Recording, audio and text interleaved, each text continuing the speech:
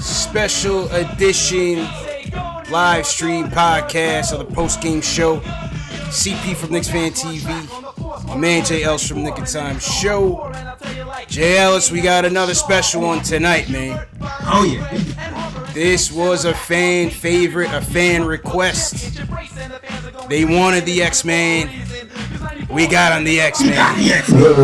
Xavier McDaniel in the building tonight. Yeah. X-Man, how you doing, man? Thanks for joining us, man. How you feeling? I'm doing good. Nice to be on your show. Absolutely, man. Thanks again for coming on. And before we get into it, salute to everybody watching. Make sure you guys hit that thumbs up button for your boys.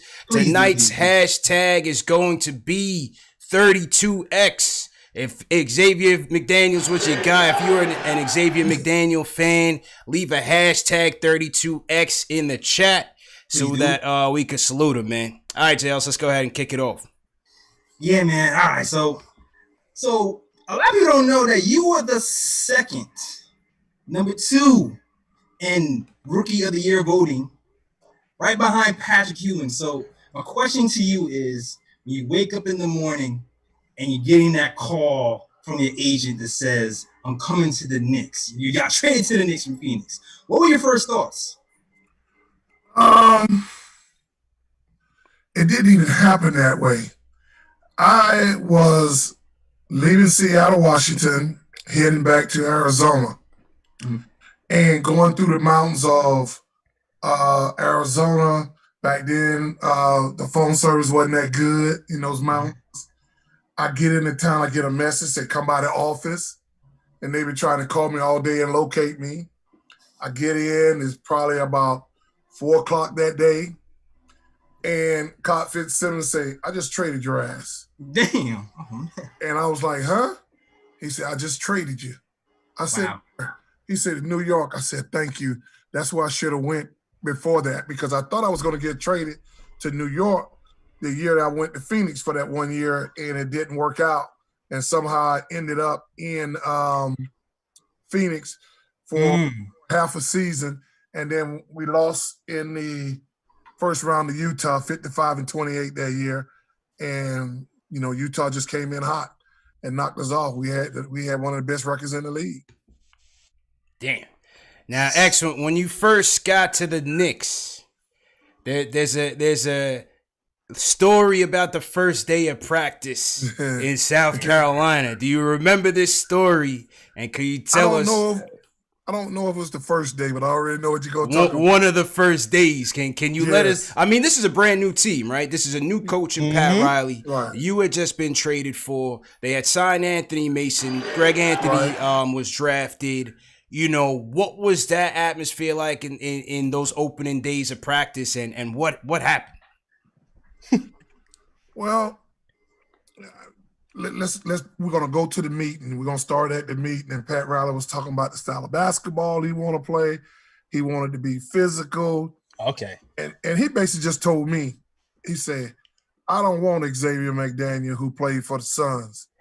He was soft. He was a jump shooter. Wow. He said, I want the maniac that played and, you know, got into practice, and I am talking mad trash to Mason every time he take a shot. Oh, man. I'm telling him to get that crap out. And I guess he must have got tired of it. And it was on from there. I'm sorry, but you ain't going to just hit me. That was it. They basically calmed me down, because I said, well, you ain't got to come out the locker room. I'll wait on you at the dinner. I'll wait for you to practice. They had to have a meeting. I believe it. They had to have a meeting with us and was like, we're going to suspend you. And that kind of got my attention. And, you know, we shook hands, and that was it. And we moved on. And, I mean, like, that first day on breakfast that morning, I remember Pat Riley was like coming down. They got the TV. I'm like, why they got the TV out there? Daggone breakfast. They showing the fight of me and Oakley. Right? Yeah. And they showed the entire fight. He cut it off and say, now we fight together. And dope. That's dope. And that was my introduction to New York. But to go back to something that you said was I was number 2, but I should have been number 1 that year in Rookie of the Year. Patrick only played 50 games. I played 82 games. Over Patrick. Oh. Yeah. And every time I talked to Patrick, and when he was living in Maryland, if I'm coming through that way, I would always stop. I said, man, let me look at my trophy. I said, Patrick, you take my 32 worst games and throw them out the window, I guarantee you my average is higher than yours. Man. So I just felt like I should have won that Rookie of the Year. Yeah. And I think a lot of people, but you're in New York.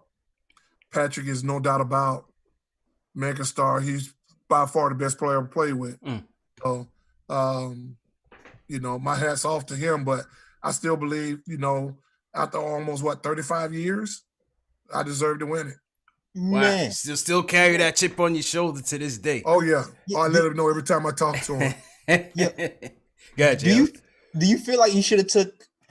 I mean, just because you said the answer to the question like that, I have to ask this question. Do you feel like sometimes you should have been 1A? No. Okay. No. When I knew I came into New York, Patrick was a man. Only thing they needed me to do was get him a flash of Bernard King. I didn't have to be the full Bernard King. They need a small forward that could defend. They need a small forward that can make tough shots. We needed, and that's what I wanted to provide for them. And I think I did it all the way up until about January. I'm not sure the exact date when I bought my contract out, but I knew it was in January. You're talking about 30-something years ago now? Yeah. 1992, January 92. I bought the contract out, and we gave him $275,000 money order, and I told him to keep the $225 deferred payment because that's what a lot of the teams would do back in the day, defer some of your money. And that's what made my $500 up. After I did that, they stopped playing me. And when they stopped playing me, my average dropped from about 18 a game. I think I finished that year under 14. That was the lowest scoring average I had in my career. And I pretty much never recovered from that because even when I went to Boston, my minutes dropped a lot. So, but I mean, I enjoyed the time. I wanted to come back to New York, and I know that's something you guys are going to ask. I wanted to be back in New York. But very obvious, Dave Checkett and Gruntfield felt totally different because like people were asking me, well, they said he was going to sign you. Well, it's September. So the league starts in July 1. And so you got all of July, you got all of August. Now it's like Labor Day weekend. And I'm like, David, if I ain't signed out, if they haven't signed me out the Labor Day weekend, then we're gonna go somewhere else. And that's what happened. Wow. Because and we kind of going back here, but because from my research, Checkett has said that you and David Falk never really gave him the option to match the deal with Boston. You cannot match an offer with Boston when I'm not a restricted free agent. I'm unrestricted. Boston was not going to let me go in the office. They put me in a room with one telephone with them looking, and I called Patrick Ewing. And I said, Patrick, if you tell me not to sign it, I will not sign it. Man. He said, and he said these exact words. If they were going to sign you, they would already do it. Take care of your family. Wow. Man. And that was that. And then they come out on ESPN talking about they were going to pay me more money. That was bull. Right. That's that. Right. Right. And how I know was because a reporter came to me and said, they're going to jerk you at the end. Because there was almost a deal for James Worthy. To the Knicks? Yeah, to the Knicks. Oh, we got to hear that, man. We got to hear that story, X-Man. Yeah, what was that story for Worthy? What?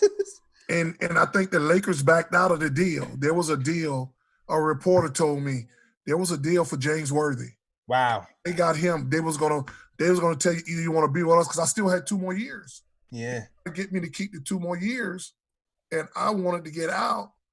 And then when we were up 13 games, I think, or 14 games against Boston, and they wind up tying us for the Atlantic Division. And back then, we would always play each other. You either gonna play them 3 or 6 times. I mean, 5 times or 6. Best of 5. Yeah. Yeah. That year we played them 5 times and they beat 3-2. So they win the division. I have a meet with Checkett and Pat Riley, and I was like, man, I've been ready to play ball all year. And so when they told me we're gonna get back to work, and I knew against Detroit I needed to have a monster series, and we beat them. And I knew I needed to have a monster series against Chicago, and that's what got me the contract. Because I mean, I turned down a contract for $12.8 million with Seattle. You know, for a 4 years extension. And when I didn't sign that deal, that's when they started shopping me, because I was like, I'm not keeping the one, because I would have played with the 1-6 that I played in New York. And then there was the 1-8 in Seattle, and then I would have had the 4-year deal. I didn't want to do that. That was a long time to be locked up. And so I wind up backing out that deal. So I had to get something that was compromised to what I gave up. Yeah, makes sense. It definitely makes sense. Unfortunate. Yeah, it jerked me around. And I mean, I just, and then when I get back to Madison Square Garden, everybody booing me. Hey, when you play for Boston, every time I touch the ball, man. You know, you playing for Boston, that's just tough, man. Tough. That's a tough one. Damn. Yeah, but a lot of people may not know it, but you can always quote David on this. If I did not sign with Boston, and a lot of people don't know, there's only a few close friends know, and they may deny it, but after that series with Chicago, and they were taking it, we were also talking with Chicago. Wow. Oh my God. Well, because Jordan's agent, Patrick Chase, your agent was David Falk. Right. And we were talking, and that makes sense. I was taking a chance. We were just in the early preliminaries of the talk. And I was like, hey man, I done gave up 12.8 plus 1.8. I got to get something out of it. So I had a 5-year, $13 million deal with $8 million guaranteed. Wow. I took the money and ran, to be honest. So the conspiracy theory that Jordan tried to push you to Boston to keep you away from the Knicks is that false? Are you here to debunk that conspiracy theory? That's definitely false. I mean, because Dave Checkett them, I'll have to put it this way: put me in a room, put Dave Checkett and Ernie Grunfeld in a room, and they asked us to be singing like canaries. So David had nothing to do with it. You know, it was a situation where they had all year to sign me. They had all year. I remember them telling me we may want to look at a couple other people, and then we're gonna sign you. Yeah. You do business. You could agree with on something. I could have signed it, and we could have dated it later. Yeah. We could have mutually hands and say, hey, this is what we're giving. But their whole thing was, when I wasn't playing, after I bought my contract out, well, we'll give you $500 back, and we'll let the offer go back, which will be, give me my $500, then I play the next year for 1.8 and the next year for 1.8. And I kept telling them no. Yeah. Well, listen, man, you gotta do what's best for you. Yeah, man. That's why you gotta do what's best for you. That's why I love the kids today. I love guys like LeBron. I love these guys because they control their destiny. And you know how the NBA, and a lot of people don't know, but the NBA can control you a little bit. They don't control these guys because they know somebody else will pick them up. And being the owners kind of stuck together a little bit. So, I mean, I got caught up. It wasn't even a numbers game, you know, and I'm not mad at nobody get a contract, but Oak gets something like $20 million right after that. And then Mason get like $24 million. Starks get like $24 million. And to be honest, I only asked for a 6-year deal, $18 million. You give Harvey Grant $18 million, and you can't give me $18 million? Yeah. Yeah. Well, and then I didn't even drop it. I said, let's do 3 years, $10 million. So they didn't want to do it. So, like I said, we was in a room with Dave Checkett and the Paramount Pictures back then. Wasn't Mr. Dolan was the owner, but it was Paramount Pictures owned the team back then. And so, like I said, you put Dave Checkett and Ernie Grunfeld in it, both of them be snitching on each other. JLs, we got the X-Man dropping gems in here. We didn't even get to the Juice to the Bulls series. We're already getting into this, man. This is great. Yeah. This is great. This is good stuff. He had to let him go. Absolutely, man. Salute to everybody in the chat. Hit that thumbs up button for you boys and drop a 32X in the chat for the X-Man. Xavier, on the team, you know, chemistry-wise, Who would you say you were closest with on the team? Was it Patrick? Because you guys kind of came up together. Yeah, and us having the same agent. Yeah. Out of everybody, I mean, I got a great relationship with Gerald, but I think and Patrick, like I said, when he was staying in Maryland at the time, and I would be coming back and forth from Boston to New York, hanging out with people in Lawrence and Queens. What's up? Queens, stand up. If you're from Queens, throw Queens in the chat, man. I would always sometimes stop through and stay at his house or something and just hang out with him, maybe go to dinner, or stop at David Falk house on the way back from South Carolina. Patrick is the one that I probably kept up the most, but me and Mark, all of us was pretty cool. We was pretty cool. I will talk to Oak every once in a while, call him one day, maybe about 4 or 5 years ago, and just was talking with him. And he said, I'm going to call you right back, X, and he never called me back. And I was like, I didn't do nothing to him. Yeah. So, man, Cole, you got to call X-Man back. Yeah, man, call him back, man. We had Oak on the show a couple months ago. In terms of, when you guys kind of got into your ruts, every season doesn't go without its peaks and valleys. Who was kind of like the glue guy of that team? Like, who did you guys kind of lean on to kind of get you guys back on track? I'm going to say Mark Jackson was really the glue for us. People has underestimated Action Jackson so many times. He's slow and does this and this. But anytime in any of those series, he got us under control. He got in the right spot. And if I was feeling it, he would tell Patrick to get out, let me in. Patrick had it going. Mark Jackson was the general that kept everything going for us. I felt like he was the glue. I mean, you're talking about a team that won 51 games, and they get 3 starters. Yeah. I think they keep us, continue to add. I felt like we could have took the Bulls in 92 or 93. I feel bad for Charles Smith. Because I don't know if I got the ball down there blocking one time. Oh, man. I still had some decent legs. I got to try to punch one of them in there, And that's what the NBA is about. You got to be able to finish around that rim. Yeah. I bad for him. I just shook my head like, man, I wish that would have been me because I would have tried to punch that mother on everybody down there. True story, man. True story. All right, so you guys win 51 games. You have a hard-fought series against the Pistons now. I mean, they took you to 5, and kind of like how the Bulls, had to get through them the prior year. You guys had to get through the bad boys before you even got to the Bulls. Y'all kind of finished the bad boys, actually. Right. That was kind of like the finishing touches of the bad boys. I mean, how do you remember like coming out of that series? Like, what was the feelings around the team getting past Detroit first? I honestly believe that we could beat them. I felt like we could beat them, to be very honest. I felt like we could beat them, and I felt like we match up very well against them. And the way we did it was very unorthodox because I was on Lambeer mostly because he started. And Oak was on, I think they started Orlando Woolridge, was on him, and then Patrick was on Wern. But because of all the way they played, we could guard anybody. So, but I think they never figured it out. Well, they got X on him, and then Rodman guard me, who I am not afraid of. They don't see him hit me. You not see one game where you see him hit me with a messed up flavoring call. Yeah, you never seen any Robin X-Man clips of that nature. And so, and I've had some very good games against him. He's a very good player. Don't get me wrong.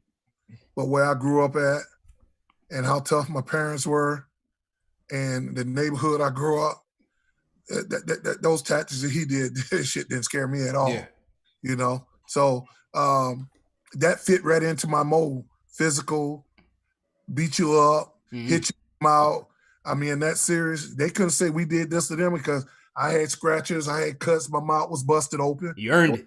Physical series. We just happened to be a little bit more tougher than them. Oak was a tough guy. Patrick was a tough guy. To be honest, I felt like we could have had one of the best front lines in basketball for at least 5 years. Yeah.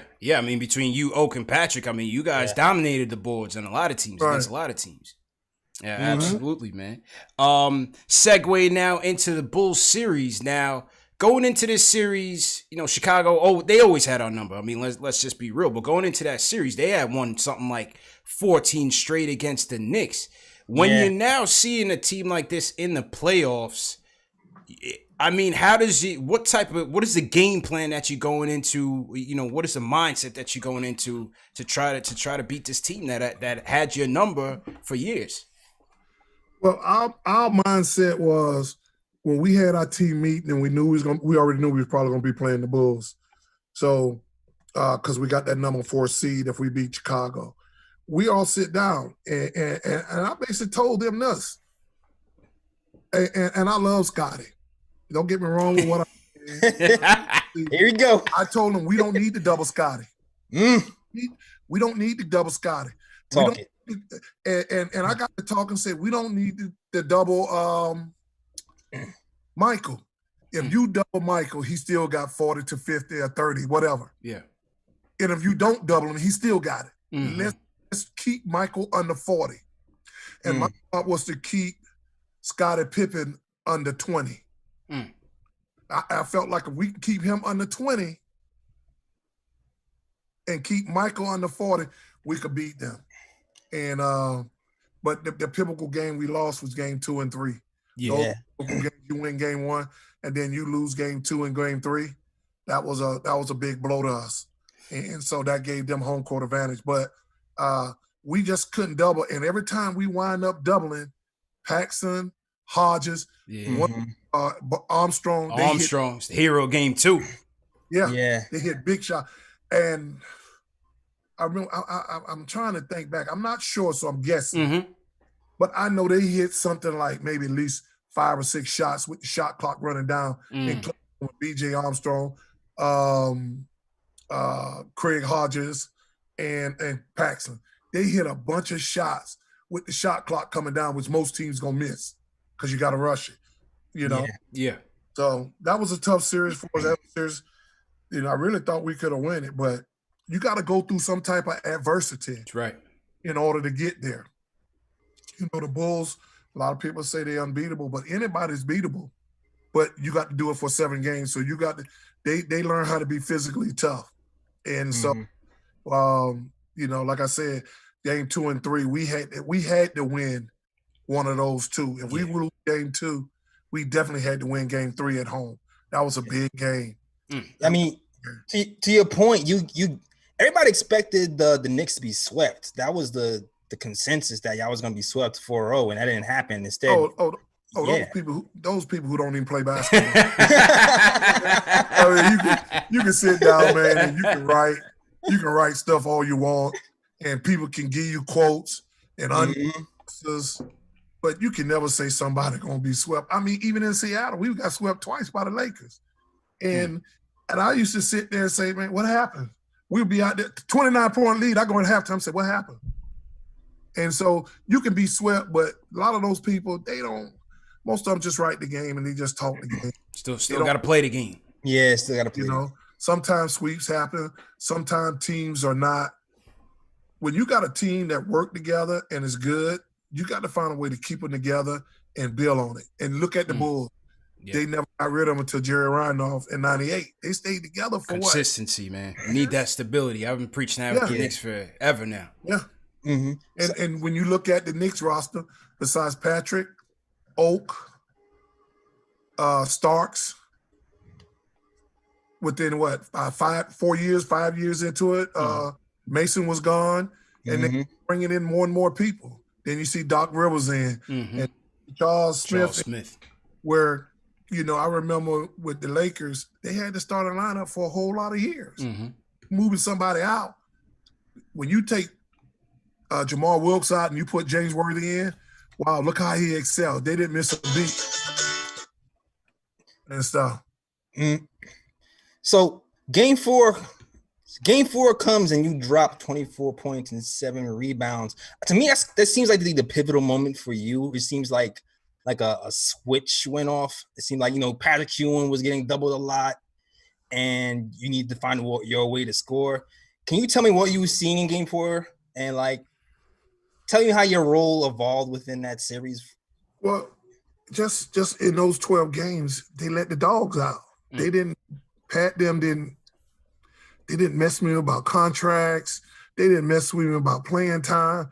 You got to realize I only played 28 minutes a game that season. And if you go back and look up, and I know they got it, you can find anything on the internet. You go back and look, and you'll see that I was averaging close to 18 and a half points. Yeah. Until I bought the contract out. And after I bought the contract out, now I go in the game, they take me out, average drop. Go in the game, take me out. And I'm like, damn, now I got to try to be and that made it even worse because I ain't even that type of player to look for my shots. I try to do it within the offense. And I just had to call my boy, Aubrey Sherrod, who's been my boys for 39 years from college. And we just talked and said, you just got to get back the way we was taught. And that's what I did. And I stayed in the gym. When my name was called, I stayed in the gym. That was the key. I stayed in the gym and I did not let my confidence get down. And they allowed me to play the way I envisioned playing with Patrick. And,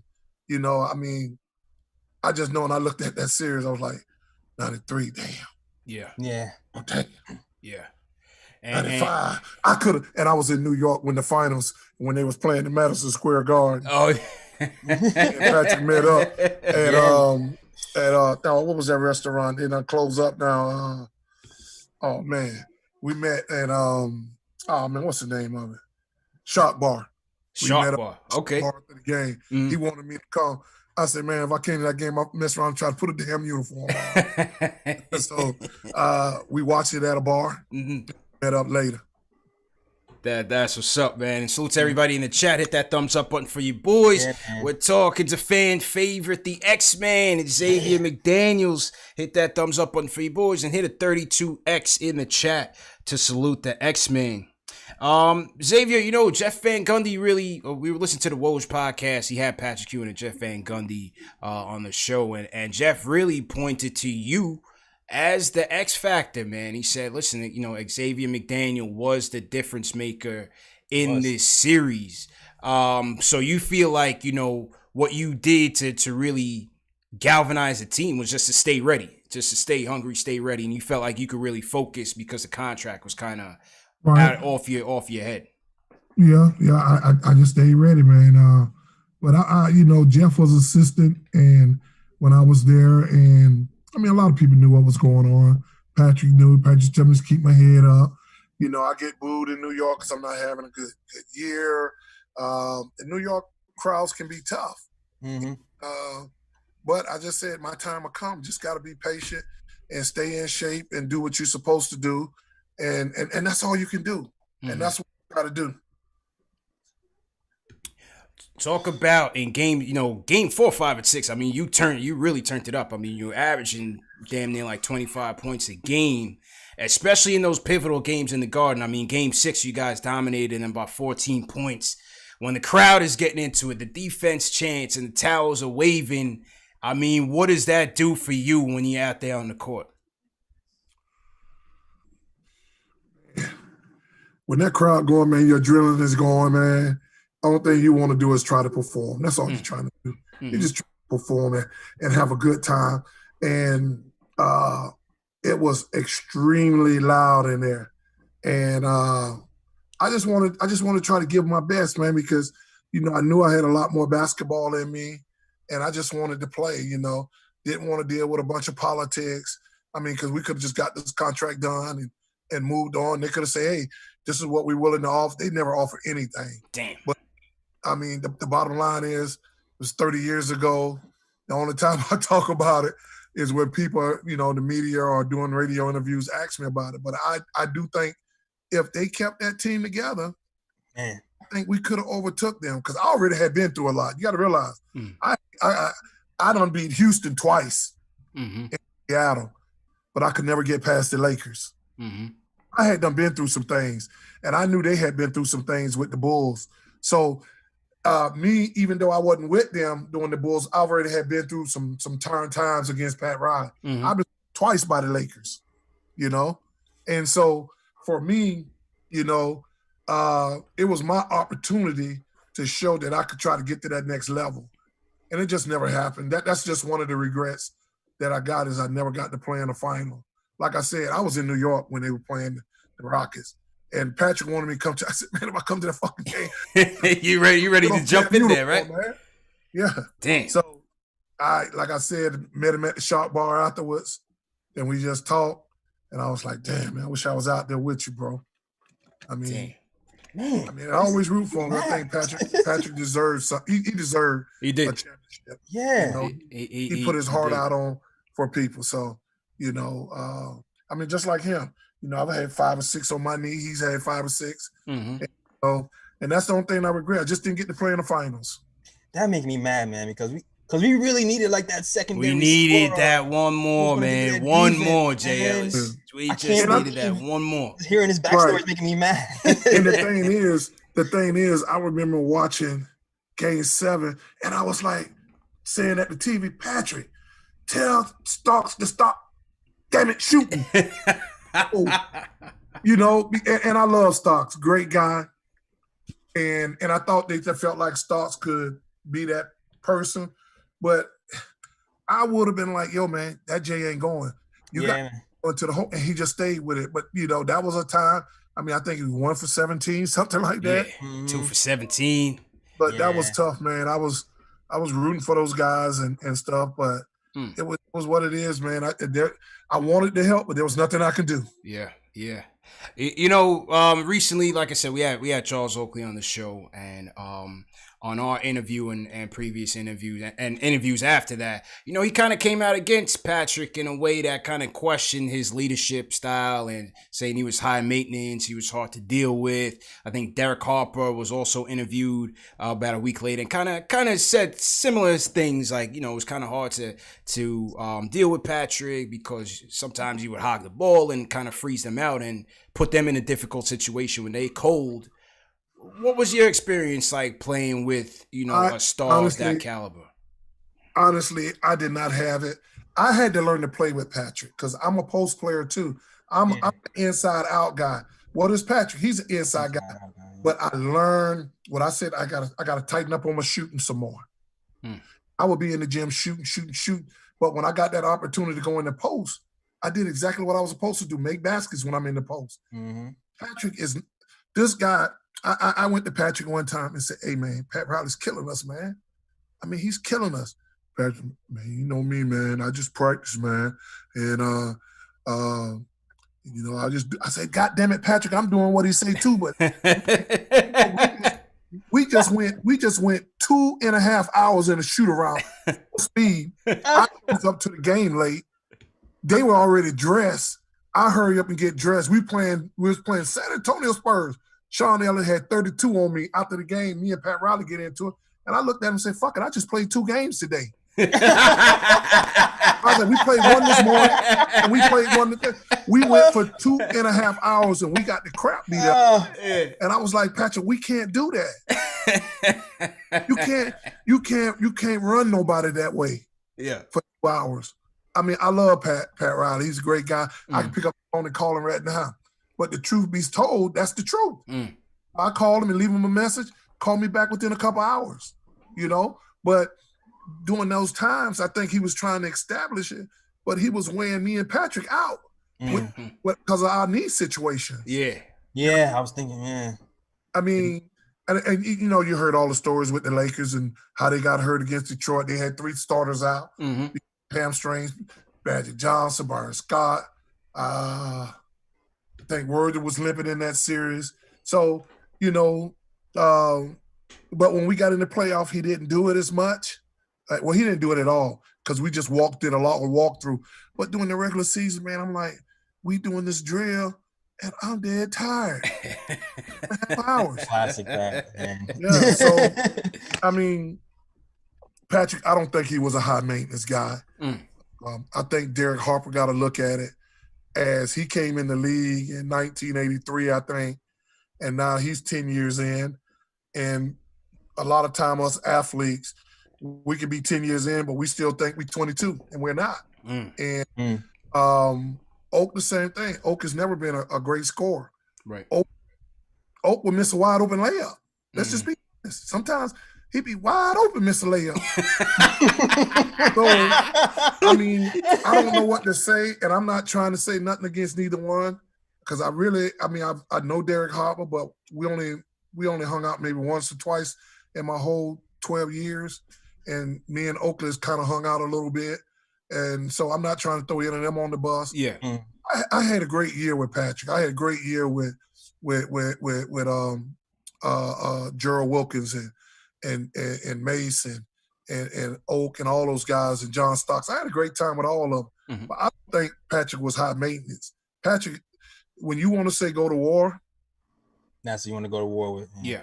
I don't care who it is, Kareem, Shaq, Akeem. You know, King got the best of him because Patrick's knees were starting to fail him a little bit. Yeah. But, I mean, Patrick had always dominated that series. They just go back to one 7-game series that he dominated Patrick. But you go back and look at the numbers, you know, it ain't like he just dominated him like he did Shaq that one year, you know. And Akeem been a great player. I seen him score 52 points and 25 rebounds on us in double overtime. So he's a monster of a player. But Patrick is a true warrior.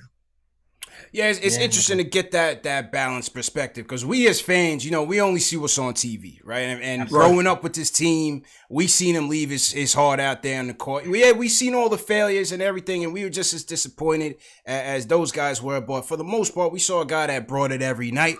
You know, we know the ice machine was stressed with the ice bags and stuff. He put it all out there, so it's kind of disappointing to hear the knocks on him. But it was interesting to hear your perspective as well. Yeah, and also I think for Oak, I think because Patrick didn't probably come to his defense. Yeah, when all that stuff happened, because as soon as it happened, all of a sudden I see my phone calling. Usually somebody calling me, "Hey, you on TV?" or they texting me. But my phone is like steady blowing up. I mean, like, and now I'm like, I'm already looking at it on ESPN. I'm getting like, I don't know what's said. I'm not gonna say Mr. Dole. I don't know what was said. I know Oak might have did say something, or Dolan might have said something. I just don't know. So I tell people I try not to comment on it. Like, not one time besides Patrick retirement I ever been asked to come back to anything. But do I take it personal? And I got some people in New Orleans. I said, well, maybe when the season picks up, we'll go to a New York game. I go there and buy my own daggone ticket. Yeah. So, I mean, I don't see nothing to the point to say, you know, like, you know, this about the Knicks organization. Because theoretically, they don't owe you nothing when you get through playing. Everybody know when you're playing basketball, you got to not let basketball use you. You got to use basketball. Yeah. It's a business at the end of the day. Yeah, definitely. Yeah. Interesting stuff, man. Very interesting stuff. JLs, anything else on the Bulls series before we segue? Nah, I think we're good on the Bulls series. Is there anything you would do differently during that series, or do you feel like we should have played somebody else differently? Because I know Jordan was kind of posting up Starks a little bit. And I gave him a lot of trouble, so I know. Yeah, well, neither Wilkins nor Starks really. I mean, when you got a guy 6'6" and you got a guy 6'2", 6'5", he gonna win that war all the time.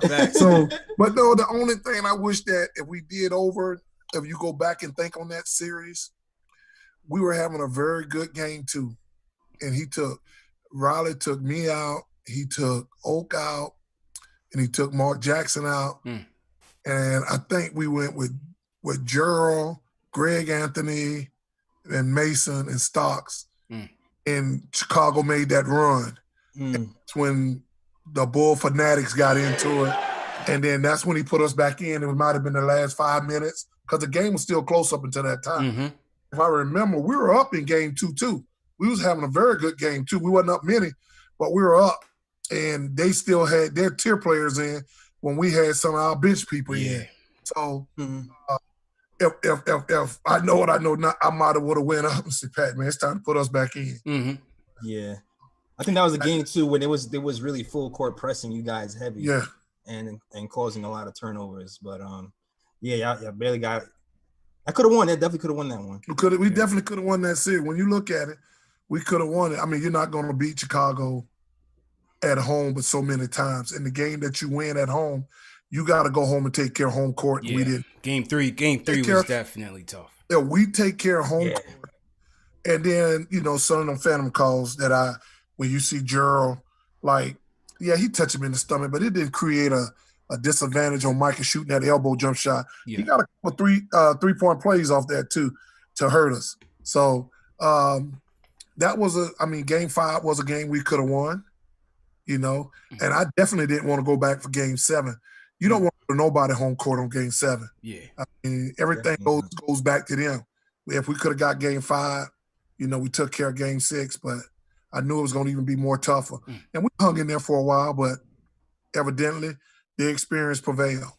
I do have a question, actually. Yeah, go ahead, Jails. The Game 5, there was like a little moment that happened where I think Pippen pushed you to the floor, and then you got up and you were angry, and think Knicks were trying to talk to you, and then you ended up pushing Oakley and like caused kind of a frenzy in the huddle. Like, what happened there? Well, I was cutting down the middle, and Cartwright caught me with a bow. He actually, I think I had a concussion. Oh, wow. I think I had a concussion. That's how it looked. And from the replay, that's how it looked, because he was down and out. Man. When I was down, you got to realize they went on the other end and played and then came back. Yeah. I was still on the floor. And when you see me getting up, you see me wobbling. And by this time now, I'm pissed off. I told the referee, I know you seen that shit. So you better not say nothing.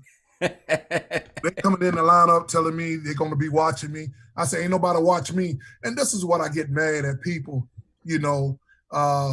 look at Mike, he's not right, or Pippen not right. I've been hurt in all these series, but I never talked about the injuries. If I'm having a bad game, I'm just having a fucking bad game, and they talking bad about me. But when some other, like in Game 6, they were kept talking about, well, he's not right. He's not right. No, we was all in his ass that day. Right? Give us some credit. And there's nothing to take away from nobody, but we was all over them. And they was talking about, look at it, he's limping, and he went to the sideline and got tape. I didn't get tape. I played with no tape for 13 years, 12 years. So, but I got a lot of hits.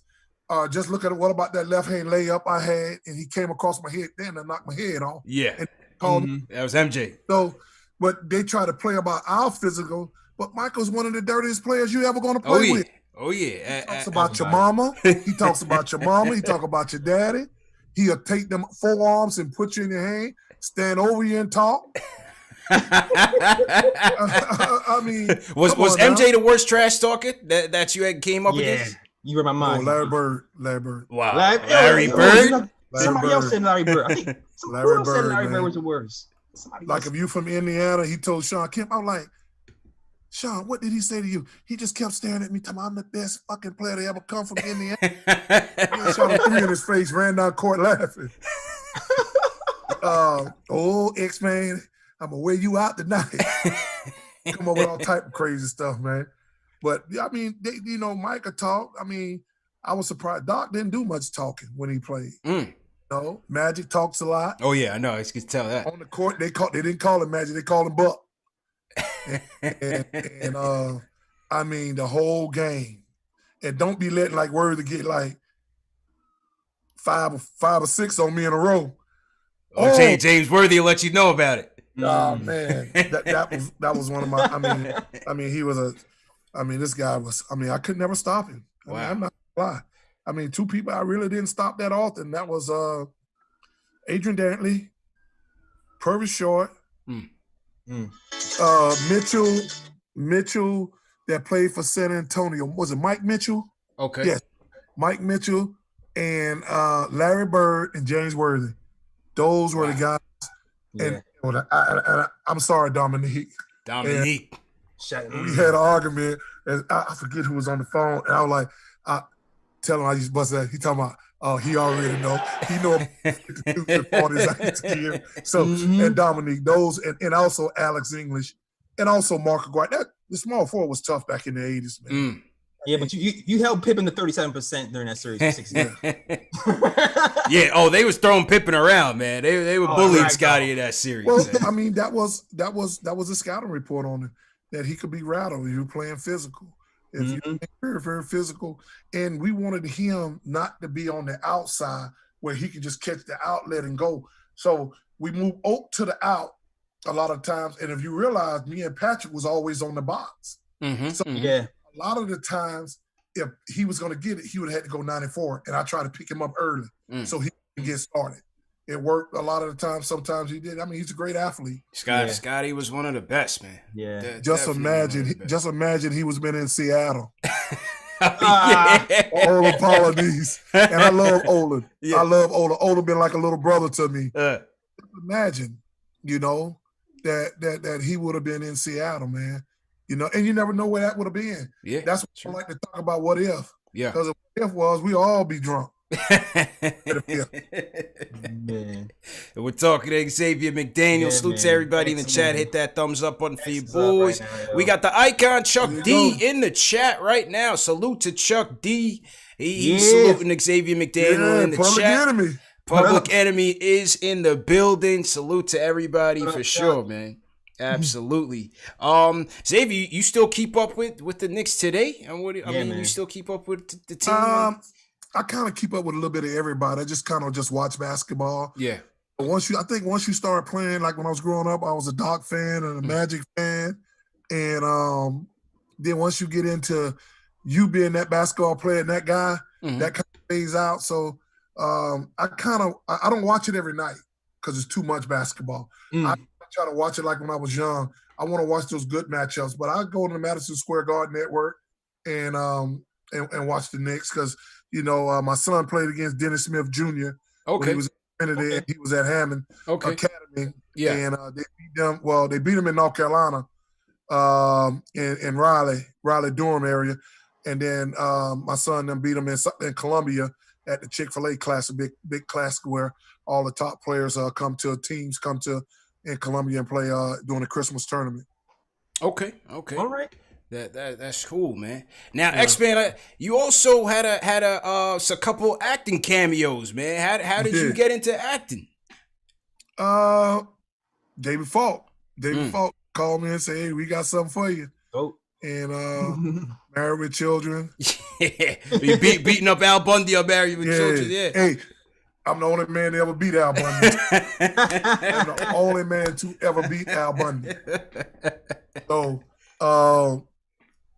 And then I got the one with what was it? Single. Is that it? Single. Yeah. I'm finna say Sleepers in Seattle, but Singles. And the funny thing is, I signed a contract with the Sonics. I did it, the cameo when I was with Phoenix, and the movie came out when I was with Boston. Oh man, the timing. And I did it with the late Wayne Cody, sports guy. With Seattle, and to be honest, we did it right off the top of my head in Singles because I was reading the strip and I was like telling the director, we don't talk about that. And Wayne Cody said, this is what we're going to do. They sprayed me down with some water, asked me a question.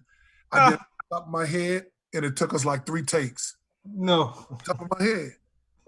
Steve, don't come yet. That was a class. The only thing they wanted me to say was, don't. Oh my God. That was the only thing. Oh my God. Those 4 words, JL. That was the only thing I had to say. JL, just to give you some background. So basically, it's a guy. He's in bed with a woman, right? And he's trying not to come early. So he's daydreaming about something. So the daydream is him. He's daydreaming about me playing for the Sonics. Interviewing Xavier McDaniel in a post-game press conference. Why you in bed with your wife? That's crazy. And shout out my guy Chris Sham. He's a 30+ year season ticket holder. He sent me that link. He was like, he's one of you're one of his favorite players, and he was like, yo, you gotta show the X-Man this clip from Singles. My God. All right. I get a little check from both of them. How stingy California is. This is probably like one of the lowest checks I ever got. It was 79 cents. Wow. And California took 28 cents of it. Oh, wow. Man. The check was 51 cents. The X-Man does Hollywood, man. Oh man, that's good stuff, man. Definitely good stuff, man. Oh, Well, man. I mean, you know, X-Man, what do you know, for the younger kids that never saw you play, you know, what do you want your legacy to be as a you know, former Knick, former NBA player, played for quite a while, played for a lot of different teams. What do you want your legacy to be? Played hard, played aggressive, played the game the right way, and gave it all. Played hurt, played with bad knees, swollen knees, probably times when I shouldn't have played. Because I tell people all the time, I used to play for free one time. Now give me $100,000 every month. So I mean, I just love the game. Love the game. If you're gonna play the game, love the game. You know, enjoy the game.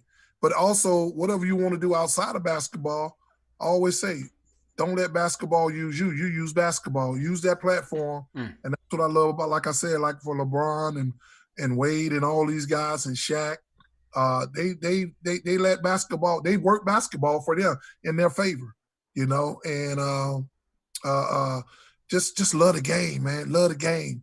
I used to always tell my son, if you ain't watching basketball, you don't love the game. I'm watching what Georgetown doing when I was in college. I'm watching to see what Michael Jordan doing. I'm sitting there like, and a lot of people was like, man, y'all couldn't have beaten no Michael Jordan. I said, hey, first of all, we had Antoine Carr, the big dog, 6'9", 220. He didn't look like the big dog like in Utah. In college. Cliff Levingston, myself, Arby Sherrod, Greg Dryland. And we had another guy that got drafted, Tony Martin. I played 6 guys on that team that played pro ball. Damn, that was all on the Wichita State team? Yes. Oh, wow, okay. A lot of people don't realize that, but we were number 4 in the country. Wow. And we came to Madison Square Garden. And if y'all ever see Stevie Burke, ask him about it. We put a whooping on him. Springer, because they were a top 20 team there, and we beat them by about 20, 25. And Georgetown was playing St. John's and Chris Mullins. That's the first time I seen Patrick. And I was like, oh, shit, this Patrick? Okay. Right then and there, when I see him, I was like, you can't be going to the hole with layups with him. You got to punch that thing in there. Yeah. Yep. A lot of people realize that, but people see Greg Dryland, they were like, he went to Kansas. Well, before he went to Kansas, he went to Wichita State. So we had a very good team, man, and stuff. And I just felt like we could have been one of those elite teams out there in 1981-82 season, but probation hurt us. Damn. It's tough, man. Once again, we're talking to the X-Man, Xavier McDaniel. X-Man, before we let you go, what's your final message? What do you want to say to the Knicks fans in the chat? They were so excited to have you on the show. You know, wanted you to stay with the Knicks, and we all thought things would have been better. Even Jeff Van Gundy said he was devastated when you left. What's your message to the Knicks fans out there? Just got to stay positive. Just got to stay positive, and hopefully that they can get some people to come in. You can't just rely on young guys. You got to have a mixture of young guys and older guys. You can have 10 young guys. You're going to lose with them 10 young guys. You got to mix that thing up with them. You got to have some guys that 10, 11 years in the league. You got to have some that's 2, 3 years in the league or less. And you got to have some in that middle range like 6, 7, and 8 years.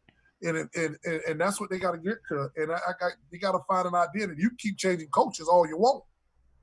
You got to get the players in there, you know, and you got to get somebody that everybody's going to respect. You know, Pat Riley came in that year, and the Knicks were never bad, but they were never great. Yeah, he took us on that edge because he had them rings behind him. And you got to stay with a team. You know, you can't go get a guy like Phil Jackson and say it's a part-time job.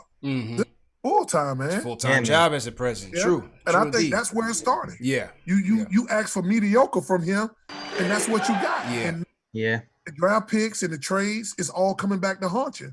So just start it over with a few guys and get some younger guys in there. And because I don't think it's always about paying a guy $40 million. You know? Most of those going to be tied up anyhow. But you got to find them guys like myself. You may not be that superstar, but you're that star.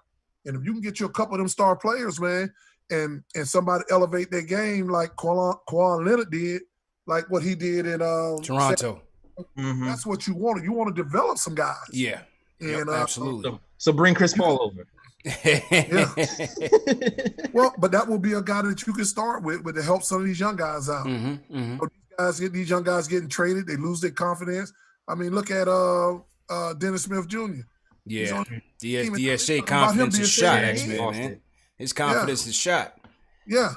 I mean, you got to give these young kids some talent. But I always tell the kids, no one's going to believe in you if you don't believe in yourself. And that's what I used to say to David Falk. I believe in myself. I will bet on myself. Even if I fail, I'm going to always bet on myself. And that's what you got to do. You playing professional basketball for a reason. You can't let trades get you down. You can't let things that be said because, hey, I got booed in Madison Square Garden. I remember the guy saying, Xavier McDaniel is trash. We didn't mean it. We were playing the Boston Celtics. And at the end of the night, we had done beat them pretty good. I had 37 points. And he done scratch out and say, X-Man, you my hero. and Patrick looked at me and say, welcome to New York. Yep. You know, I looked at him. At that time, those 3 or 4 games, I was playing like trash. Sometimes you got to accept what's going on with you and not worry about what people are saying. Sometimes you got to look in the mirror and say, damn, I was trash. When I went back and looked at those tapes, I was like, damn, you are trash. That's real. That's real. So you step up by playing. That's why New Yorkers love Oakley.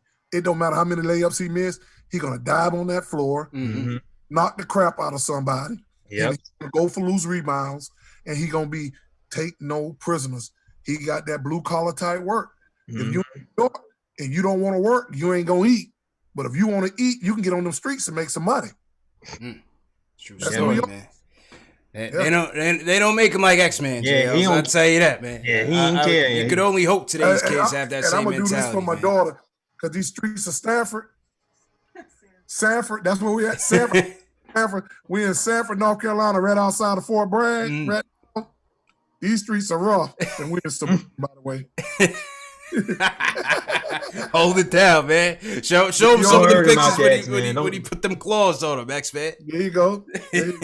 That's it, man. My peeps, Jeff McCray, Vanessa McCray, Monty McCray. Peace. That's right, man. Well, X-Man, we had a blast, man. The fans had a blast. You dropped a ton of gems, a ton of insight on us. And hey, when you make it back up to the New York area, maybe next season, man, you want to come to a game at MSG.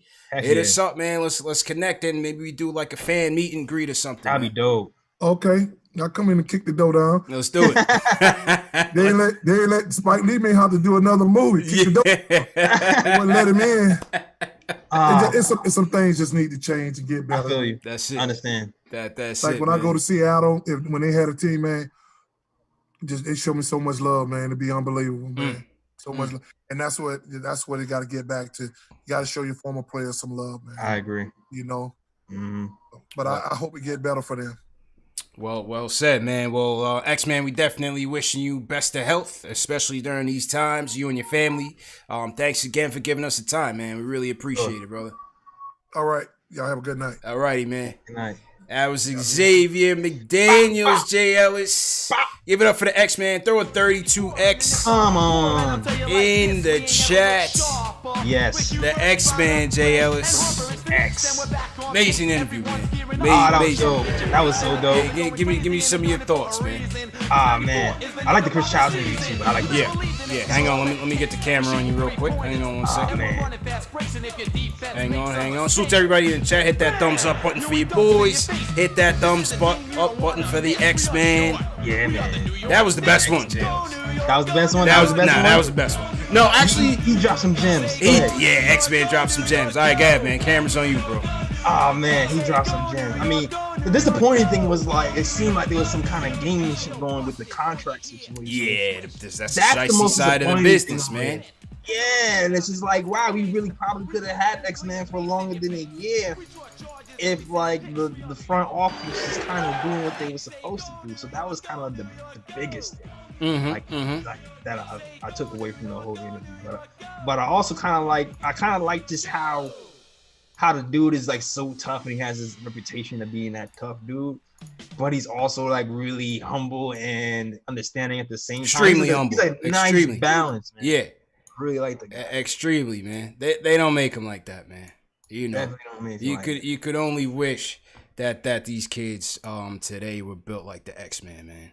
They definitely do not make them like that. Hang on, JLs. I'm just reconfiguring the screen. So salute to everybody in the chat once again. Leave us some feedback on the interview, man. What'd you guys think, man? How about the James Worthy bomb, JLs? Yeah, that was the big. Knicks were on the way to signing James Worthy, and that's why they wasn't even keeping him. That was huge. I can't even believe. Yeah, the James Worthy bomb was big. He was in talks with the Bulls was big. That might have been in talks with the Bulls. Oh man, crazy. I mean, the whole Bulls series. Oh my gosh, that gave me Kevin Durant vibes when he said that. Yeah. Absolutely, man. But ultimately, it just seems like the Knicks kind of just dropped the ball on that. Yeah. Unfortunately. It's kind of like. It's kind of like the Krause thing, man. You know, with the whole Last Dance and the stance that he had with Pippen and how shrewd these GMs can be, man. You know, sometimes they don't see the future with a certain player, and then obviously you have them playing these games.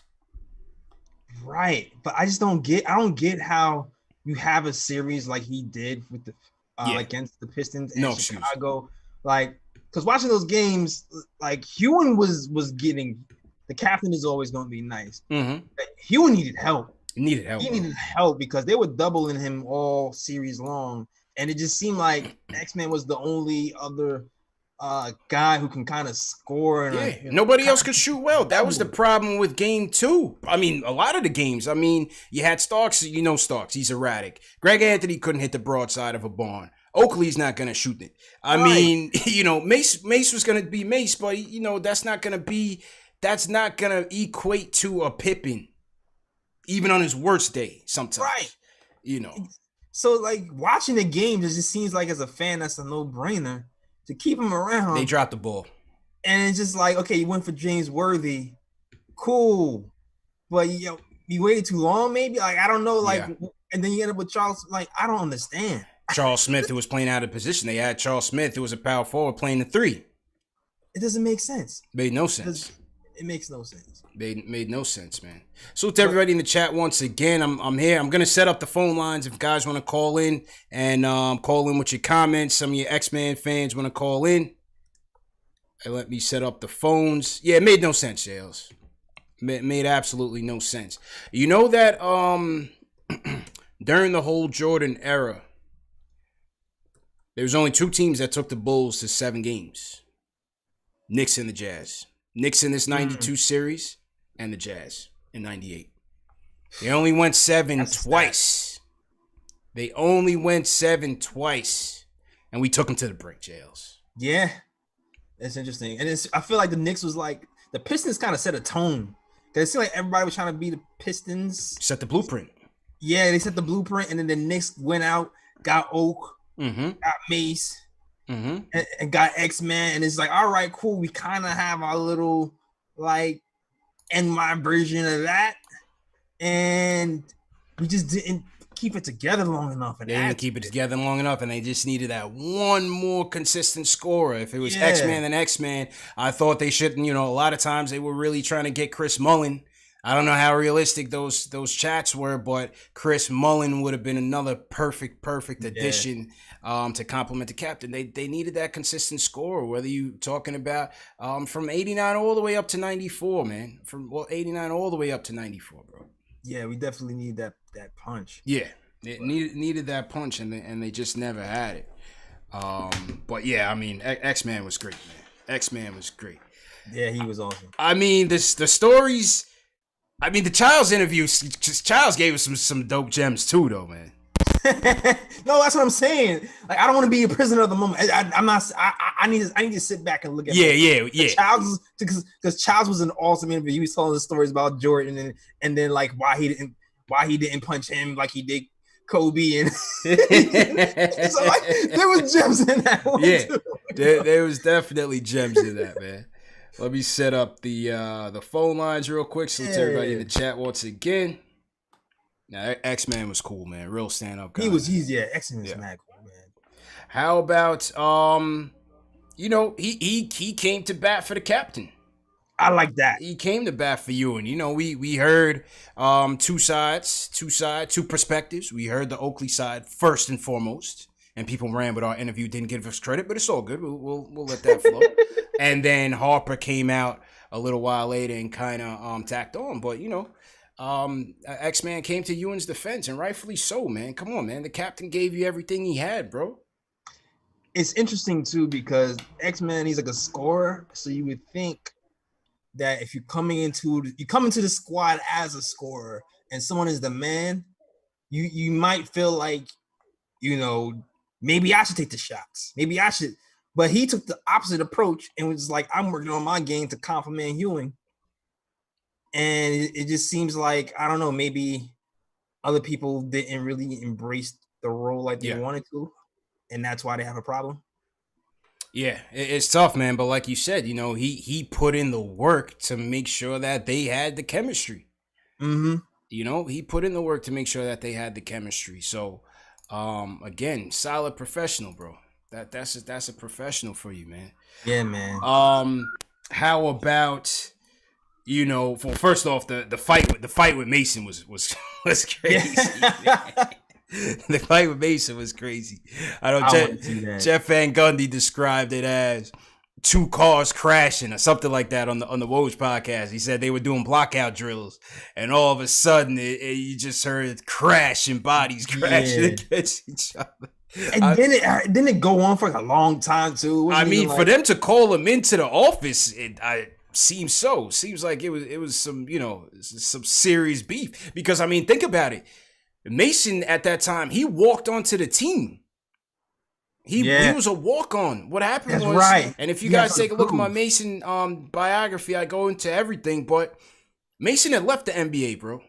He got drafted in the '88 draft. Yeah. To Portland in the third round. There was 3 rounds at that time. He leaves because Portland had a lot of depth in the front court. He leaves, travels all along circuits internationally, Turkey, whatnot. Yeah, goes to the Nets. Yeah. Goes to the Nets where Willis Reed was the coach. Played for the Nets, gets cut. Played for Denver, gets cut. He walked onto the Knicks from a summer league tryout. He had a chip. So he had a chip on his shoulder. You know what I mean? So he's coming in. The X-Man's coming in. Mason's in from Queens. And he's like, yo, this guy's not going to take my spot. Big facts. And Oak is already there. I'm thinking, and you would think after what happened with Oak in Seattle, that would be the thing to look out for. Yeah, exactly. Exactly. But it was cool to hear that Riley played the fight between Oak and X-Man and was like, we're going to fight together now. Yeah. That's dope. Chemistry building, psychology to say, come together, for a common goal. That's dope. Yeah, that was dope. That's some true coach stuff right there.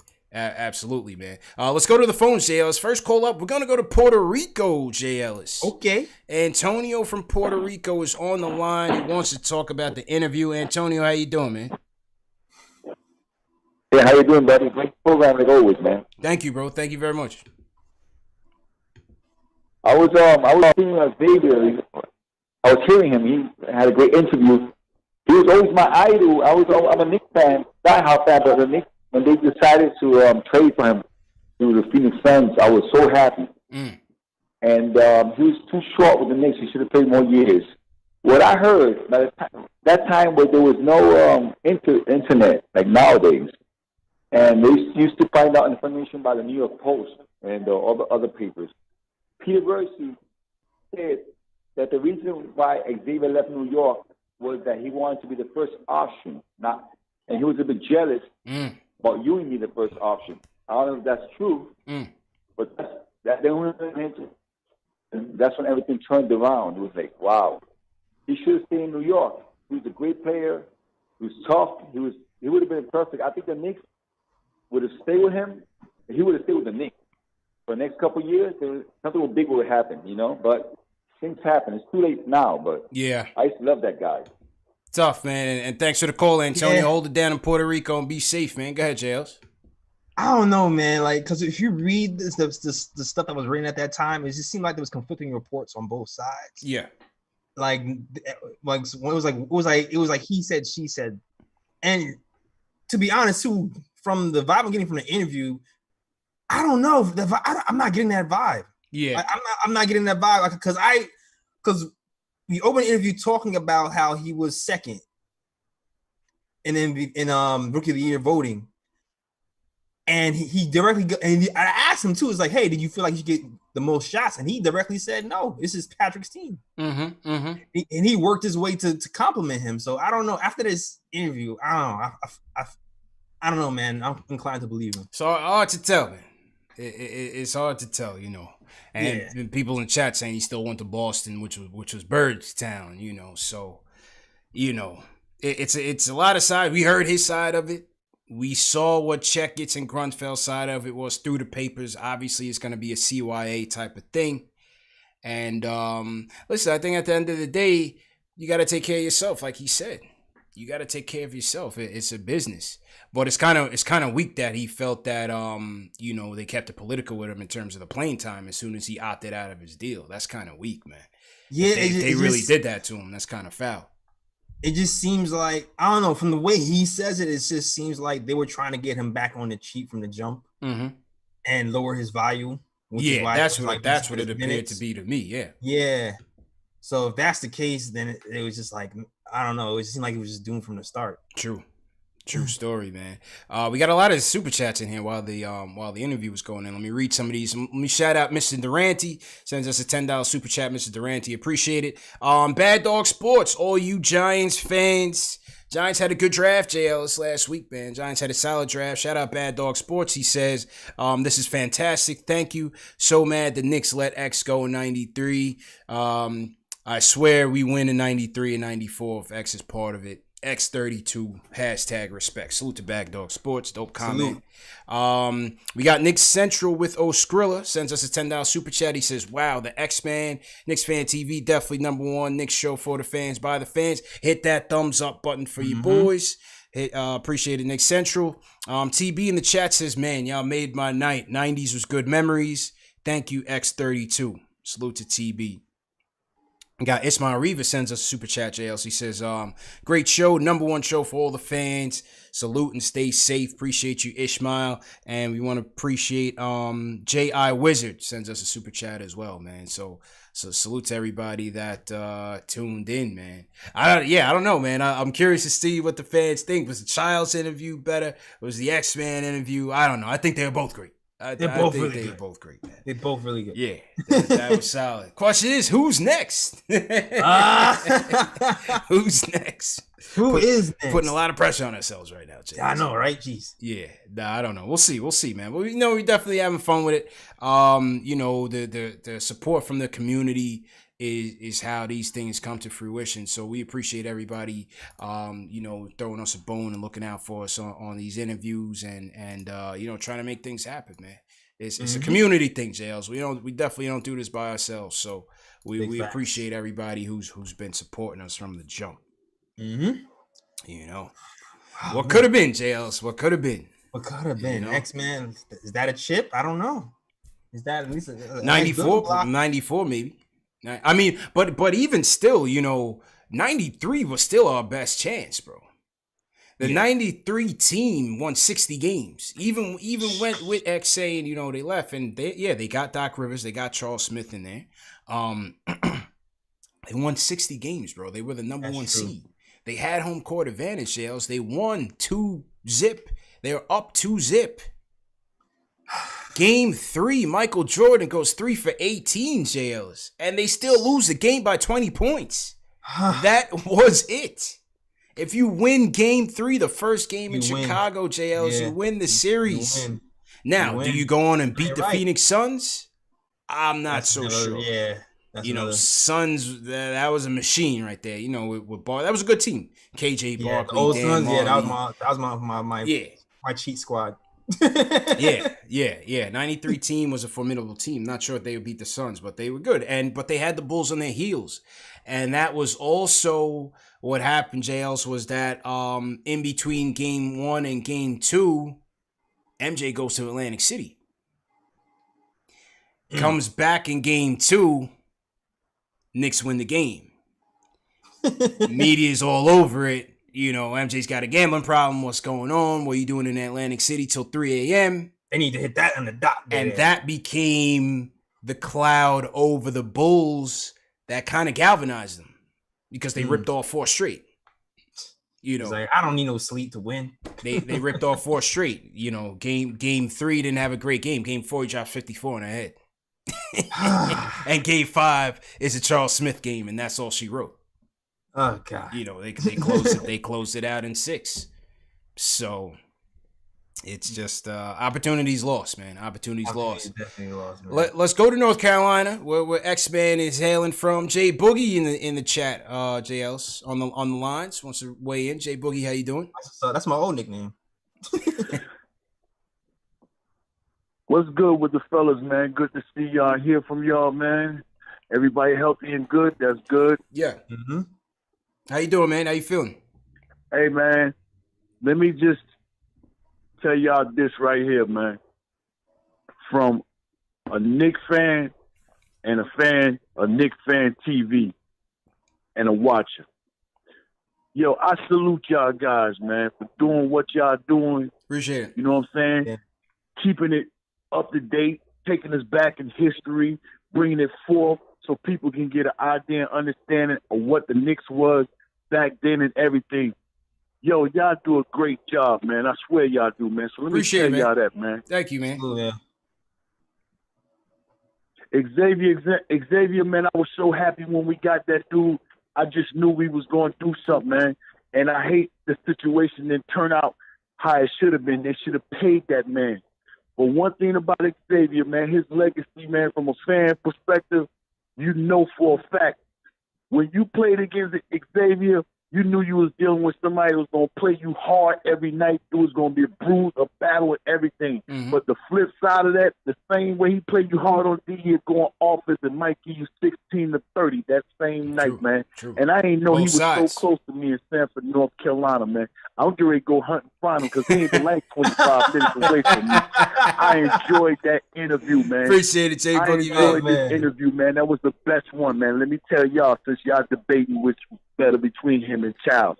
But I love y'all. Keep doing what you're doing, man. I'm Appreciate always on this side watching y'all. All love, brother. Thanks for the support, man. Appreciate Jay Boogie, man. X-Man, if you still listening, man, you gotta look up Jay Boogie, man. You guys gotta hang out and talk, bro. Yeah, he around the road, dog. Yeah. right around the road. He's 4 trees down. Yeah, right around the road. I mean, JL's, I don't know, is there any other Knick that only spent 1 year with the team that is as beloved as the X-Man? Who's close to a 1 year, one hit wonder that is still remembered as much as the X-Man was? I don't know. That's a good question. I'm not sure. You know, maybe I don't know. Jason Kidd, Knicks tape. Yes, I'm about to go to the old 1 year. Tracy McGrady. Yeah. Like that. No, not T-Mac. No, not T-Mac, man. T-Mac was a 1 game wonder, not a 1 year wonder. He was a 1 game, half a season wonder. T-Mac through his whole career, he finished his whole career against the Thunder. Knicks versus Thunder, when T-Mac had like 27 points in overtime. He never had legs after that. He was killing it. Best nigga of all time. Manuel C in the chat says Lynn. Yeah. Lynn. Yeah. I'm going Lynn Sanity. I didn't even mean to swipe him, man. That's what I'm saying too. Like with Lynn Sanity, I didn't remember more than just that run. And he didn't even get to the playoffs, but that was running. He did, but he didn't play. Remember, I was telling you that, JL. So we got to do that, Lynn Sanity. The truth about Lynn Sanity. Yeah, it's funny because we talked about it on my pod like a bunch of times already. So it's interesting it's coming back up again. Mm-hmm. But yeah. Like he never really played in the playoffs, so but it was still just one of the craziest runs in history. Yeah, it was Lynn. It was definitely Lynn. It was Craziest 2 weeks in definitely, history. you know. But like I said, I would look at that as such like a short-lived stint that I can't even, you know what I mean? Yeah, The X-Men was in there. The X-Men was going toe-to-toe with the Bulls, man. If they didn't have Xavier McDaniel, bro, they probably would have gotten swept or lost within like 5 games. No, that's absolutely, because those games, man, they were doubling Ewing like crazy. Everything, yeah, because they knew nobody could shoot. And he needed help. And there was times when Ewing was fouled out in foul trouble, and he's like, yo, where is these points coming from? And X-Man stepped up and just is like, all right, it's my team now. Yeah. There were times when Ewing was in foul trouble, when he went down with the sprained ankle. 3, 4, and 5 was the X-Man's game. If he doesn't have those games, they're done early, finished. Finished. Super done. Like, you know. And there was a game. Go ahead. No, there was a game when the Knicks were down when Ewing was in, and X-Man kind of went off. Ewing comes back in, he got the lead. Yeah. All he got to do is finish now. Yeah. Like I was telling you before we went on about the Lynn thing. And listen, I think the coverage of it this week was great. I think he deserved that. You know, that moment that they gave him this week. He deserved it. You know, the Knicks were they're still terrible. They were terrible then when he came in. They're terrible now. And it was a great moment in basketball, not just the Knicks. It was basketball, bro. Because he impacted so many facets of the game, even outside of the game, culturally as well.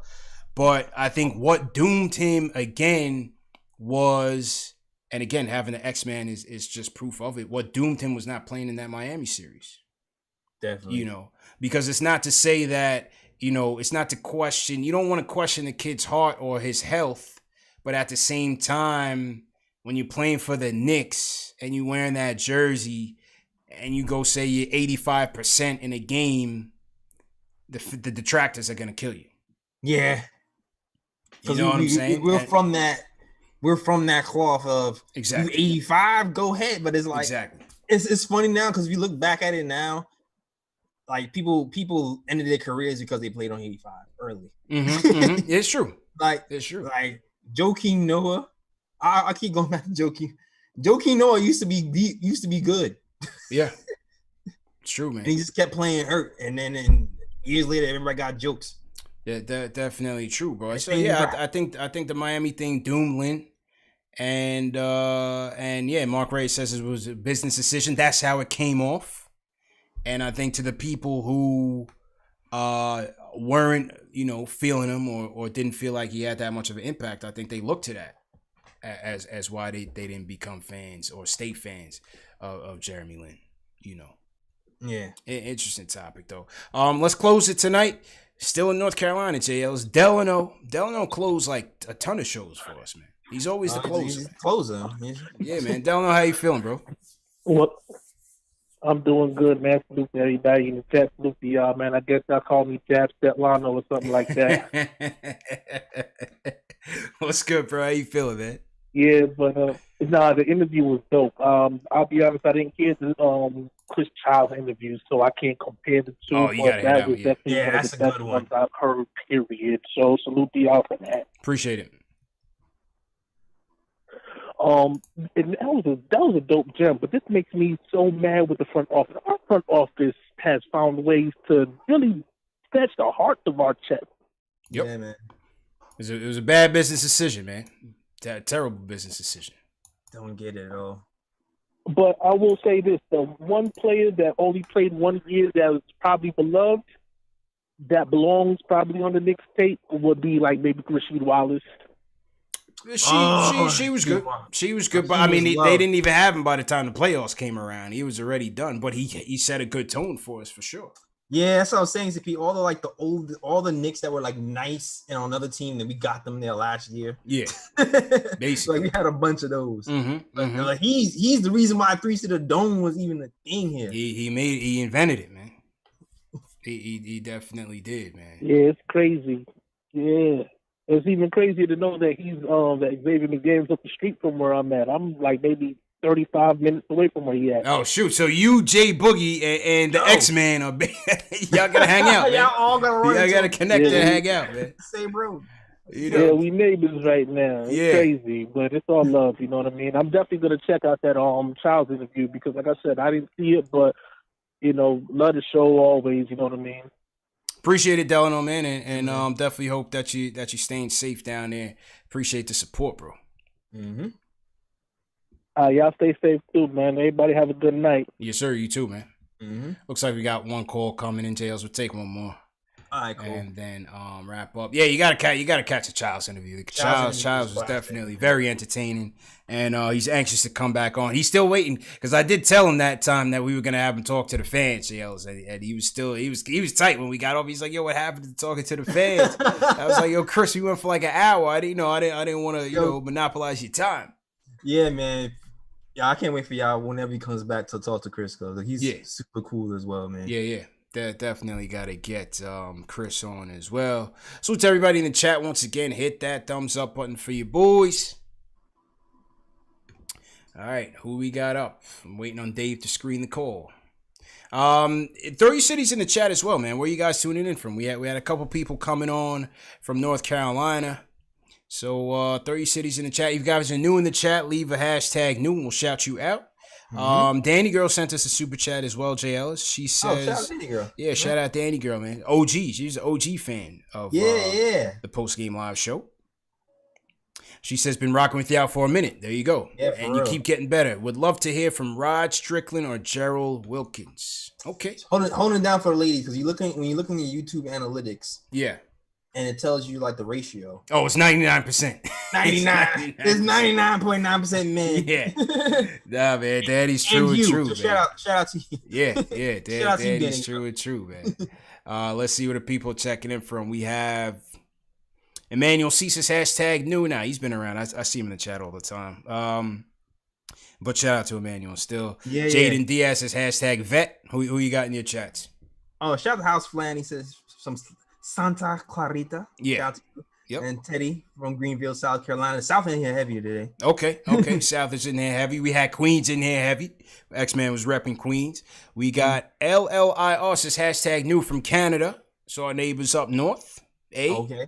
You know, you just drop that little A at the end. Yeah, I gotta do the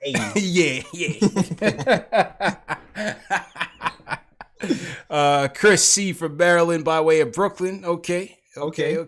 We got Raleigh in here. V Kite 21 checking in from Raleigh in here. Okay. All right. Salute to everybody, man. Appreciate you guys for joining. All right. Let's go to ATL jails. Derek from ATL is in here. Derek, how you doing? All right. What's going on, man? Good. How you doing? I'm doing good. All right. I just want to talk about the current Knicks. Mm-hmm. Yeah, get on Frank Ntilikina. I really feel that they should keep him and get rid of all those veterans that they had hired last year. All right, your connection was kind of bad, bro, so I had to click the call. But he said he wants to keep Frank and get rid of some of the vets, Shales. What's your thoughts on that? I am on board with keeping Frank and getting rid of some of the vets. Yeah, some. I think X-Man had a point when you say you can't have all young guys. You do need some vets. It just has to be the right vets. And some of the vets are pretty decent. You just have to find the right mixture. Yeah, and as you said, you know, we do need the right vets. And I'm just switching my screen up here. You do need the right vets. I definitely agree with you. You know, like Frank, I think is a keeper. Ellington, no. I think Taj, to me, yes. Bullock, I would definitely keep. I think he's on a cheap deal. I would definitely keep Bullock. Who else we got? Peyton depends on what we do in the draft and free agency. If they do get this Chris Paul trade off, then Peyton's gone. But I wouldn't count him out as a backup option. Again, he is a CAA client, so you would think that Rose may want to keep him around. But let's see if they even want this Chris Paul deal, man. Yeah, we'll see if that's even on the table for real. That's a big. I wouldn't hate it though. I tell you, I wouldn't hate it. A lot of people, when I did a video on it, talking about, the pros and cons of the Paul deal. People look at it as, we do this all the time, same old Knicks type of thing.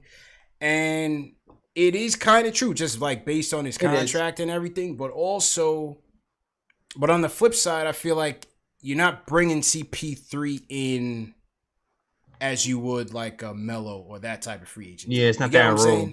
It's a bridge. It's a bridge. Yeah, it's a deliberate bridge. It's not the same. Yeah, it's mindset. A bridge. It's not to build for the future. It's to help your future right now. It's a different mindset than Melo, even though he's massively expensive. Right. Massively. $85 million, Jales. You're just funding the world's best on-floor teacher. Yeah, that's it. At $85 million, you're paying for $85 million for it to be a teacher. Exactly. It's like if you're like, starting a business and you're getting personal phone calls of Bill Gates. Yeah, that's basically it. So, if it's not going to cost you any of your picks, I think they should absolutely look at it. Speaking of Chris Paul, Ari's in here. Ari, what do you think about that? How you feeling, bro? Hey, what's up, guys? Great interview. Thank you for that. Thank you. Yeah, I wanted to talk about Chris Paul before you even mentioned it. Mm-hmm. And, traditionally I would say, like, don't trade for him because same old Knicks, but I've been thinking about it. I'm for the deal. I would do the Chris Paul deal. And the reason why is because this team lacks basketball IQ and they lack shooting. And he is probably tied with LeBron James as the smartest basketball player in the league, and he's a good shooter. And he's never been on a losing team, I don't think, in his entire career. And I think he gets a little bit of a bad rap because of how he was in Houston. Mm-hmm. Besides that Houston year, his numbers have been ridiculous. And the only reason his numbers were dropped in Houston is because he was playing with Harden. And what I think people also forget is that, if you would watch the All-Star game, he was on the court in the All-Star game with the starters because he could still ball. And his game isn't predicated on athleticism. It's built more of a cerebral game. Yeah. And with 2 years on his deal, I would definitely do it. It's not like a 5-year deal. You know what I mean? Yeah. For 2 years, I would do it. And I think it could be an asset for the next year's free agency because I think you'd still have enough room to sign a max or a borderline max player with Chris Paul on the team, and I think it would help us in free agency. So I would do the Chris Paul trade. The only way I wouldn't do it is if we get a top 2 pick and we get LaMelo Ball. But if we don't get LaMelo Ball, I'm pulling the deal on the Chris Paul trade, and we're going to be relevant again, and the culture will be set, and I think he's a perfect fit for the team. So that's what I think. Interesting. All right, man. Take it easy, Ari. Stay safe out there. It wouldn't be a bad move at all, Jails. The CP3. It depends on what your price is, of course. No draft picks. I'm not trying to give away any draft picks. I think even if you get a LaMelo, a CP3 wouldn't hurt. Just to kind of take that burden off of him. Yeah, actually, Ari has my take. He has my exact take. Actually, This is one of those times when I agree with Ari 100%. Yeah. It depends on who we draft. It depends on who we draft. So you're saying if you get LaMelo, you would let LaMelo just go into the starting role? Yeah, if we get LaMelo, Killian, let's just let them go. Mm-hmm. We don't. I think it just behooves RJ and Mitch to have somebody there who can guide them mentally and actually, show them where to be and how to win. Yeah, I mean, look at what he did with the Thunder, man. That's what I said in the video. I mean, the Thunder success, you have to put that on him, man. Between SGA's resurgence, they were 6th seed in the West. They don't have Chris Paul. They're not reaching anywhere near that. Yeah, but it all depends on pricing because I'm not. All depends on price. All depends. I'm not doing first rounds. No. picks and RJ and Mitch. I'm not doing none of that. The thing is, though, is that's what it's going to cost, likely, because the Thunder, I don't see them being in any way, shape, or form motivated to just give them away, that especially the way that they're playing. And if they're going to continue the season now, you know. I'll give him DSJ Randall in a second. Yeah. All right. We'll see, man. We'll see if that gets the job done. I don't know, brother. I don't know, man. They can have Peyton too. Yeah. I hear you, man. Probably gonna need Peyton. Yeah. I hear you, bro. I hear you, man. Well, yeah, man. Salute to everybody in the chat once again. We definitely appreciate everybody for joining us. Let's get back on, say, Wednesday. We'll do another quarantine stream on Wednesday. Everybody can kind of chime in on the CP3 stuff. But we definitely appreciate everybody for tuning in to the X-Men interview, Jay Ellis. Another solid one in the books, man. Another solid one in the books. Yeah, go ahead and sign out, bro. Yeah, man. Yeah, all right. So, listen, Nick of Time show's coming back. He's coming back. All right. The return of the Nick of Time show. It's the quarantine edition, though, so because it's not safe to be in the same room, so you have to redo it. Definitely check out on youtube.com/NickOfTime show. Watch out for the next episodes coming pretty soon, probably Monday or Tuesday or something like that. Also, definitely check out the blog at the NickOfTimeShow.com and check out the writings of Ken. He's been killing it. He's talking about the blueprint, not Jay-Z. No, it's his version of what the Knicks should do in the blueprint to rebuild the Knicks. Definitely check that out as well. And yeah, also get the merch. Someone just got some phone case. We got Knox keys. We got RJ. We got Mitch. All stuff at NickOfTimeShow.com. That's all. Back to you, CP. All right, appreciate it, JL. And great show, my dude. And salute to everybody watching once again, man. Make sure you hit that thumbs up button for you boys. Another classic interview. Big respect to the X-Man Xavier McDaniel for giving us the time, man, and just dropping a lot of gems on the show tonight. If you guys are new, remember this show is available in audio podcast format. Spotify, Apple Podcasts, Alexa, Stitcher, Amazon Alexa as well. All you Apple Podcast listeners, if you could leave us a review, it would go a long way. As usual, we're looking for you guys to help us promote the show, and it's all cyclical. You guys help us promote the show, we get good guests, we get good callers, and we have better shows. It's all grassroots movement. It's all a community affair, and that's why we ask you to hit that thumbs up button for your boys, subscribe to the channel, hit the notification bell, share these videos, and please leave us a review with your feedback. Goes a long way. All right, Jails. It's another one, man. Let's salute to the OG Chuck D in the building. Got to get Chuck back on the show, man. We gotta have Chuck talk to the fans. Much love to Chuck, man. Always. Yeah, man. Always holding us down, bro. Yeah. Chuck's been in the chat, man. Chilling, chatting with everybody, man. So salute to the OG. Salute to Gregory W. Let's just salute to Sham BK, Jaden Diaz, all the mods. Dave, appreciate the help. Salute KnicksFanTV Dave for throwing the highlights together.